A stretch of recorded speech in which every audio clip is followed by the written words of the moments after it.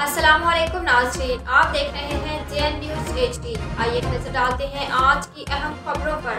खबर शामिल कर रहे हैं तहसील अलीपुर जिला मुजफ्फरगढ़ से। हमें रिपोर्ट कर रहे हैं आबिद हुसैन बडानी। महंगाई अरूज पर गरीब के घर फाके, दूसरी जानिब बेरोजगारी ने गरीब का जीना दो भर कर दिया है। तफसीलात के मुताबिक महंगाई ने गरीब का जीना हराम कर दिया है और गरीब के घर एक टाइम की रोटी भी मुश्किल से पकती है।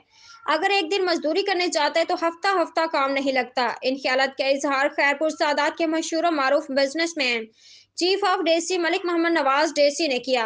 मस्जिद उनका कहना था कि गरीब महंगाई की चक्की में पिस चुका है। मस्जिद इसमें सकत नहीं कि महंगाई का तूफान बर्दाश्त कर सके। एक तरफ गरीब के घर महंगाई ने डेरे जमा लिए हैं, दूसरी जान बेरोजगारी ने कमर तोड़ दी है। हुकूमत पाकिस्तान को महंगाई और बेरोजगारी के खात्मे के लिए इक़दाम करने चाहिए ताकि गरीब मुकाओ पॉलिसी अपनानी जाए।